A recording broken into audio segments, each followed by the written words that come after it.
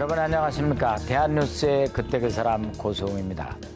6.25 전쟁 이후에 반세기 만에 고도의 성장을 이룬 우리나라는 이 개발도상국들이 가장 따르고 싶어하는 롤 모델입니다. 그들이 이 한국의 성장 비결로 보고 있는 것 중에 하나가 바로 과학기술의 메카 대덕연구단지입니다.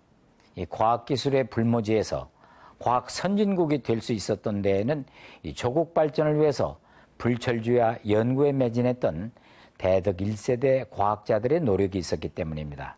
그래서 오늘 이 시간에는 이 대덕 연구단지 1세대 과학자인 장인순 전 원자리 연구소 소장을 직접 모시고 우리나라가 성장하는 데 밑거름이 된 대한민국 과학기술에 대해서 얘기를 나눠보도록 하겠습니다. 먼저 준비된 영상을 보시겠습니다. 우리나라 과학기술의 중추 역할을 담당하는 대덕연구단지가 착공 20년 만에 준공됐습니다. 경제개발이 최우선이었던 1970년대. 한국의 산업에 가장 필요한 것은 경제발전을 뒷받침할 수 있는 고도의 과학기술이었다. 산업기술의 도입과 개발을 전담할 연구기관을 육성하는 것이 우리 경제를 발전시키는 길이라는 신념으로 당시 정부는 과학기술 전담 연구기관을 설립하기로 했으니 바로 대덕연구단지의 시작이다.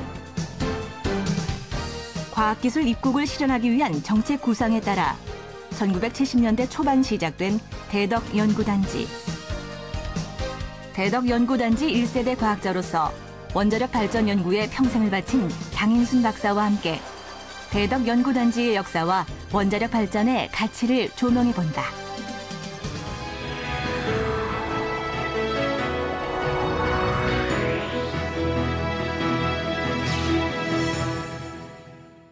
박사님 안녕하십니까? 네, 안녕하십니까? 네, 우리나라의 과학기술의 산실이라고 할 수 있는 대덕연구단지가 벌써 만들어진 지가 41년이라는 세월이 흘렀네요. 근데 박사님께서는 이제 거기 제1세대 그렇습니다. 과학자시니까 대덕의 역사와 함께 하셨는데 그 대덕단지가 옛날과 비교해도 지금 많이 변했죠? 제가 왔을 때는 우선 도로가 제대로 되지 않았었습니다. 예. 그리고 사실 이제 73년에 대덕연구단지가 시작됐는데요. 네. 첫 입주는 78년에 처음에 표준연구원이 들어왔고요. 79년에 이제 소위 해결로 개발공단, 지금 한국원자력연구소가 들어왔었습니다. 예. 제가 왔을 때 지금 원자력연구원 자리에 건물이 딱 2동 있었습니다. 예. 근데 지금 건물이 60동이 넘습니다. 그리고 이제 2,000명 이상이 일을 하고 있고요. 근데 대덕연구소 전체 단지를 보면은 출연연구소가 한 30개 가까이 있고요. 예.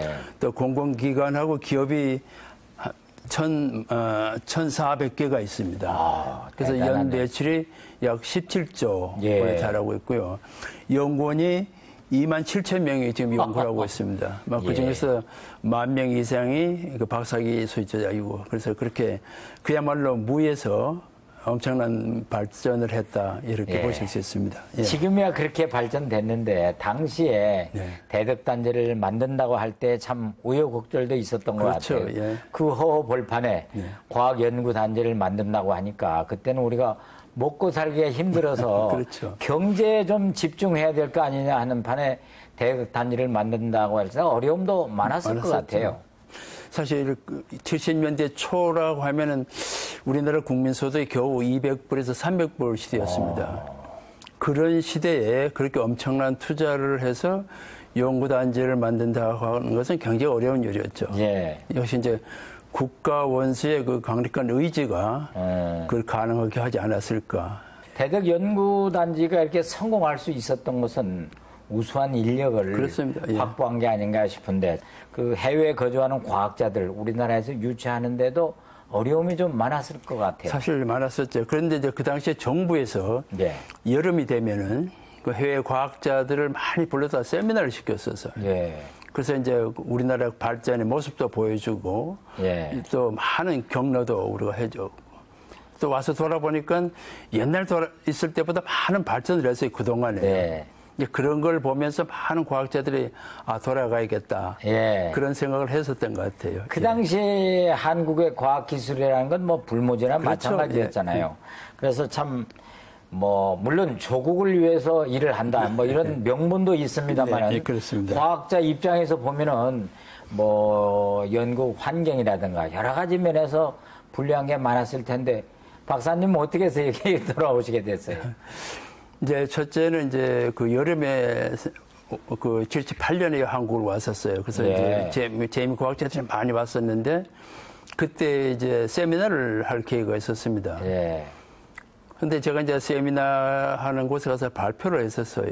예. 근데 제가 이제 아주 특수한 분야에서 공부를 한 사람입니다. 그 불소화학이라 그래가지고요. 예. 그 가장 위험한 물질이고 또 원자력하고는 아주 밀접한 관계가 있는 분야입니다. 예. 이제 그것이 인연이 돼가지고 돌아오게 됐고요.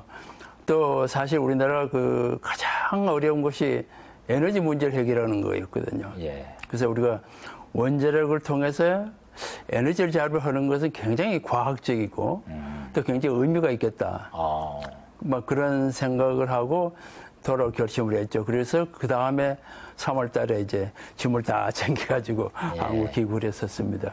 예. 참 돌아오셔서 큰 일도 많이 하셨는데 예, 예. 한국으로 돌아오셨을 당시에 그때 상황이 뭐 재료라든가 또 장비라든가 이런 게 모자랐을 텐데 그런 것들을 충당을 어떻게 하셨습니까?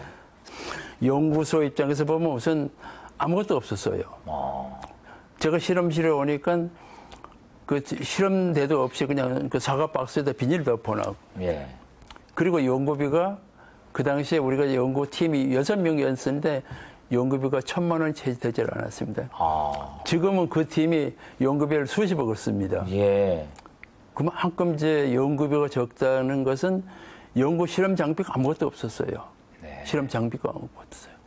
그래서 저희들이 그 실험 부품을 구하려고 청계천을 수없이 헤매고 다녔습니다. 왜냐면 이렇게 이제 공식적으로 오다를 해서 물건을 사면 굉장히 시간이 많이 있고 그렇죠. 비싸요. 근데 청계천에 가면은 없는 게 없었어요. 그래서 저는 청계천을 그 복귀하는 걸 보면서요. 예. 제가 서울시청에 건의를 한 게 하나 있어요. 예. 청계천에다가 조국 근대에 비 하나 세우자. 예. 사실 그 당시에 청계천의 역할이 어마어마했었습니다. 예. 많은 중소기업들이 아마 많은 부품을 아마 청계천에서 아마 조달하지 않았을 그런 생각이 그렇죠. 들거든. 그리고 또 가난한 학생들은 거기서 책을 구했었고요. 그런 점에서 청계천은 정말 큰 역할을 했다고 생각해요. 예. 예. 근데 보통 이제 과학자 하면은 흰 가운을 입고 연구실에서 뭐 연구하시고 뭐 공부는 하시고 이런 이미지가 자꾸 떠오르거든요. 지금들은 이제 그 공부벌레들만 모여있는 과학단지 이런 생각이 드는데 요즘은 연구단지 분위기가 어떻습니까? 사실 70년대, 80년대는 사실 우리 연구원들이 그런 여유를 지킬 시간이 없었어요. 예. 정말 그때는 일밖에 안 했었습니다. 그래서 저희 그 당시에는 저희들이 일주일에 평균 80시간씩 일을 했었어요.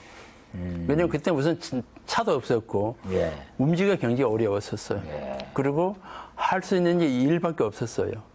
근데 지금은 이제 젊은이들 좀 다릅니다. 예. 지금은 이제 뭐 자동차도 있고, 그렇지. 뭐 주변에 갈 곳도 많고, 이제 했는데 사실 80년대, 90년대는 정말 그런 그 낭만 같은 건 전혀 꿈도 못 꿨고요. 네. 그때는 그야말로 일만 하지 않았던가 하는 그런 생각이 들어요. 예. 근데 이제 우리나라가 이렇게 선진국 대열에 가깝게 예. 올 수 있었던 것은 그 대덕 연구단지의 예. 그런 과학기술 발전 때문이 아닌가 그런 생각이 드는데 지금 우리나라의 과학기술 수준을 솔직하게 말하면 세계 수준과 비교해서 어느 정도입니까? 세계 수준에 비하면 적어도 이제 한 그 탑 10 안에는 충분히 들었다고 보거든요. 완전 상위권이군요. 예, 왜냐면 보시죠. 그 뭐 IT 산업이라든지 원자력 같은 거, 예. 뭐 이런 거 보면 세계 탑에 와 있거든요. 그런 거 보면 참 우리 민족이 참 대단하다 그런 생각을 하게 됩니다. 근데 이제 박사님의 분야가 원자력이잖아요. 예, 예. 근데 이제 국내 그 원자력 분야의 아버지라고도 불릴 정도로 평생을 이제 여기에 몸을 바치셨는데 앞으로 원자력 연구에 평생을 바치신 그 모습을 잠시 저희가 준비한 영상을 본 다음에 말씀을 나누도록 하겠습니다.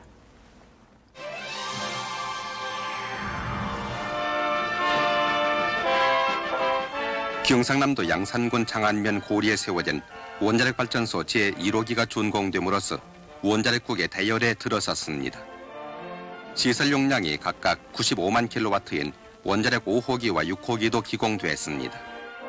박정희 대통령은 지사에서 이제 우리나라는 본격적인 원자력 시대로 접어들었으며 세계에서 21번째로 핵발전국 대열에 참여하게 돼 과학 한국의 모습을 자랑하게 됐다고 말했습니다. 1970년대 초 박정희 전 대통령은 원자력 발전소 건설을 결심했다. 인력도 기술도 자본도 없었던 그 시대. 원자력 발전소를 건설하기 위해서는 엄청난 예산이 필요했지만 기름 한 방울 나오지 않는 땅에서 에너지 자립을 할 수 있는 방법은 원자력뿐이기도 했다. 그리고 37년이 지난 지금 우리는 23기의 원자력 발전소를 가동하는 세계 5위의 원자력 발전국이 됐다. 또한 아시아와 중동을 넘어 유럽까지 원자력 기술을 수출할 만큼 대한민국은 원자력 선진국으로 당당히 자리매김했다. 한국 경제의 원동력이 된 원자력 발전. 우리의 삶을 지켜줄 청정 에너지다.